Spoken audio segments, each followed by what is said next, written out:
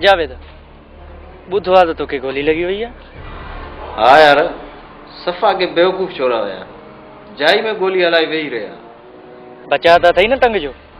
हाँ हाँ शुक्र है। हाँ घणो नुक़सान ना है पतो भला इहो हमूदा ॾे हाल वाल रोए थो वेठो अलाए केड़ी पे वेठो बकवास करे। ॿियो ॿुधाए हिन वारे पीउ खां घणनि लखनि जो मुतालबो कयोसि। बाबा लखनि जी ॻाल्हि न कयोसि हीअ अरबपति आहिनि 2-3 करोड़नि जो मुतालबो कयोसि। ऐं हा सरदार किथे आहे? सरदार सुतो पियो आहे अलाए हेलनि जे ख्वाबनि में गुमसुम आहे। सांभा हिन दफ़े घुरायोसि त मूंखे ज़रूरु ॿुधाइजो। ओके अल्लाह हाफ़िज़। इन जो मतलब त अगवा करण वारनि सां तूं बि ॿधल आहीं? जावेद मूंखे त यकीन ई नथो अचे। असांखे पैसनि जी सख़्त ज़रूरत आहे। हुन वटि एतिरो पैसो आहे जो हुननि खे पाण खे ख़बर न आहे। हुननि वटि केतिरो आहे उन सां असांजो को वास्तो न आहे। हर कंहिंजो पंहिंजो नसीब आहे, कंहिंखे थोरो कंहिंखे घणो। मालिक पंहिंजी मर्ज़ी सां ॾिए थो न। असां केरु थींदा आहियूं एतिराज़ करण वारा। चङो चङो माठ कर। न मां माठ करण वारी न आहियां। सीआईडी वारा अचनि त मां उनखे सभु कुझु ॿुधाए थी छॾियां। असांजी शायदि वॾी हयाती आहे तव्हां असांखे यादि पिया कयो। हाँ सर तव्हां अचण में देरि कई इन लाइ। हिननि खे गौर सां ॾिस हिननि में कोई आहे?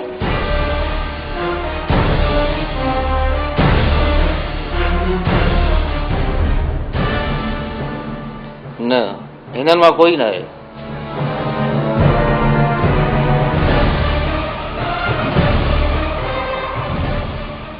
ॾिसो तव्हांजो घुर्बल माण्हू हिननि जे विच में न आहे पर तव्हांजे साम्हूं बीठो आहे। छा मतलब असांजे साम्हूं वेठो आहे? जावेद अगवा करायो आहे उनखे।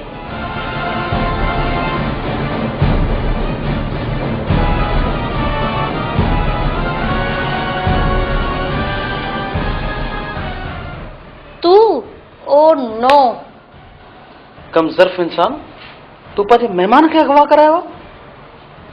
तोखे ख़बर आहे न त महिमान अल्लाह जी रहमत हूंदो आहे ऐं अल्लाह जी रहमत खे तो चंद पैसनि जे ख़ातिर विकिरो करे छॾियो। मुंहिंजो सेठ सऊदी अरब में असांखे ॾाढो ज़लील कंदो हुयो। मूं सोचियो त हिन खां बदिलो छो न वठिजे। पराए मुल्क में वञी ग़लति कमु करे पंहिंजो ऐं पंहिंजे मुल्क जो विकास तव्हां पंहिंजे हथनि सां विञायो आहे। जल्दी ॿुधाए तुंहिंजा बाक़ी साथी किथे आहिनि?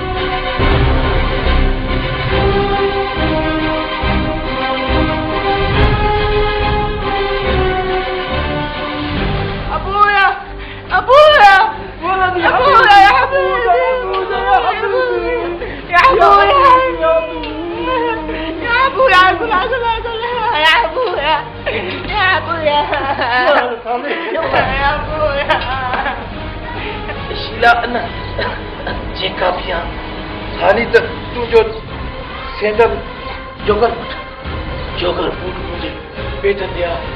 जॾहिं मां जेल मां निकितुमि त तुंहिंजो चश्मो ऐं तुंहिंजो जोगर बूट मुंहिंजे हथ में हूंदो। ठाकुर न शर्म थो अचे तव्हां नौजवाननि खे हेॾा पढ़िया लिखिया थी करे हेॾो घिनौनी हरकत था कयो। शर्म आनी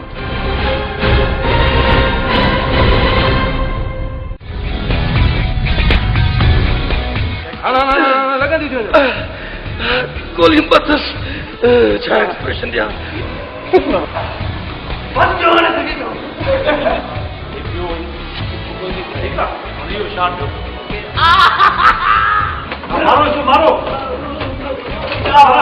उते ग़लति कमु करे मख उड़े थी।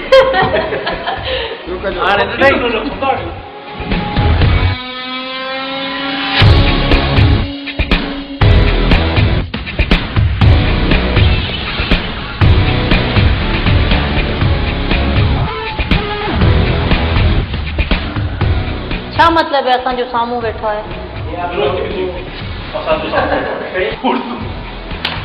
तबस्सुम सर असांखे तबस्सुम का चाचा असांखे ओके चाचा से मिलन खप। तबस्सुम से जितना बोलेंगे उतना अटक जाती हूँ। अरे न खिलना यार हिकिड़ा माण्हू पकड़िया हुआ